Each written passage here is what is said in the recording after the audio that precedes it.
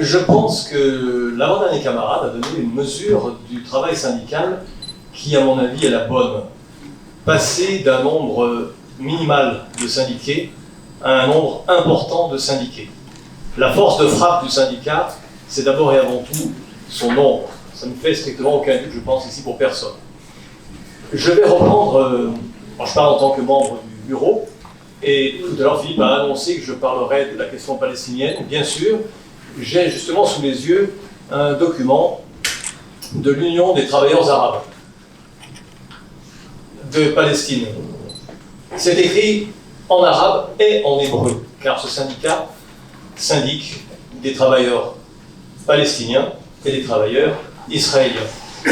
J'avais prévu d'en lire 3 paragraphes, mais je vais lire seulement le début. La guerre de génocide et de famine se poursuit contre les travailleurs palestiniens à travers une législation légale de la Knesset, le Parlement israélien. La Société d'assurance nationale israélienne a supprimé les allocations pour accident du travail de 33 travailleurs de la bande de Gaza, affirmant qu'ils avaient participé au combat avec les unités d'élite du mouvement Hamas, et a gelé les prestations d'épargne dans les fonds de retraite de 84 000 travailleurs de Gaza et de Cisjordanie. Dans les conditions que tout le monde connaît, dans lesquelles ils se trouvent pour vivre et éventuellement travailler à Gaza, vous comprenez forcément ce que supprimer les allocations signifie lorsque le coût de la vie a été multiplié par 4, 5, 6, 10 ou plus encore pour trouver le minimum de manière à ne pas mourir de faim.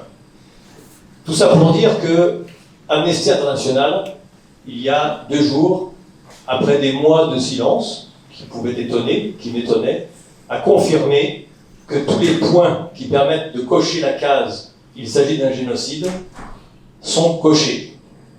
Et ça, nous devons en parler. Et moi, je trouve que dans Force ouvrière, nous n'en parlons pas forcément assez, mais le SNMH est faux.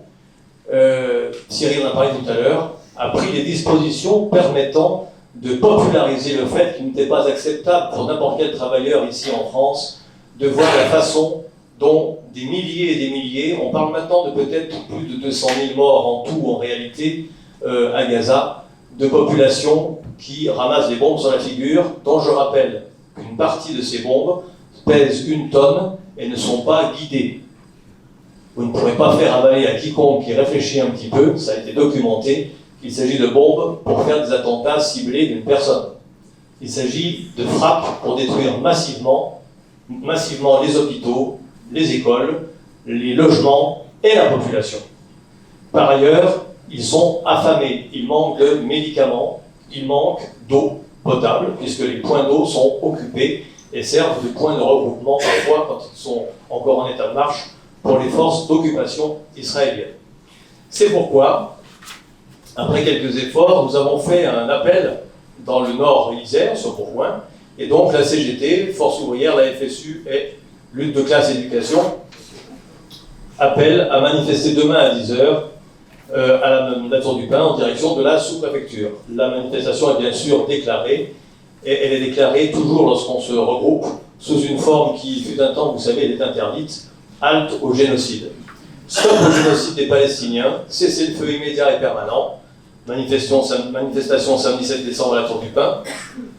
Déplacés en permanence, confrontés à la famine organisée par l'occupant israélien, les Palestiniens de Gaza sont bombardés journellement depuis 14 mois.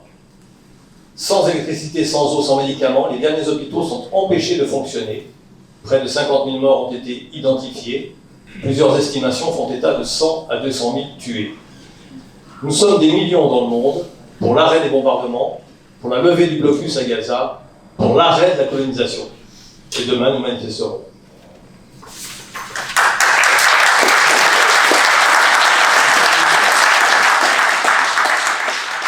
Je termine par un point d'histoire. Je voulais parler de ce qui s'est passé hier, des manifestations massives, une grève extrêmement suivie, un coup de semonce pour préparer la suite. Mais je voudrais rappeler quelque chose qu'il nous faut nous rappeler, parce qu'on nous vole également les souvenirs de lutte de classe qui ont permis de gagner.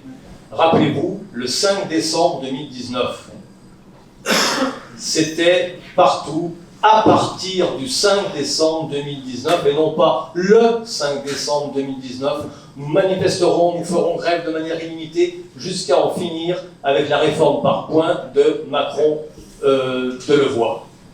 Et nous avons gagné. Certains tentent de nous voler la victoire en faisant croire que c'est parce que Macron a décrété l'état d'urgence anti-Covid que nous avons gagné. Non, nous avons gagné par nos propres forces organisées et unies en manifestant par millions et millions pendant des semaines. C'est ça qui s'est passé. Alors d'accord, ça a différé et on a une nouvelle réforme à faire abroger. Très bien. Je vais donc finir par une formule, parce qu'il y a des formules qui sont employées. Celle de Martin Luther King a été utilisée et celle-ci aussi elle est volée. Martin Luther King a dit « I have a dream ». Ça veut dire « j'ai un rêve ». C'est pas « j'ai fait un rêve » ou « je fais un rêve ». J'ai un rêve.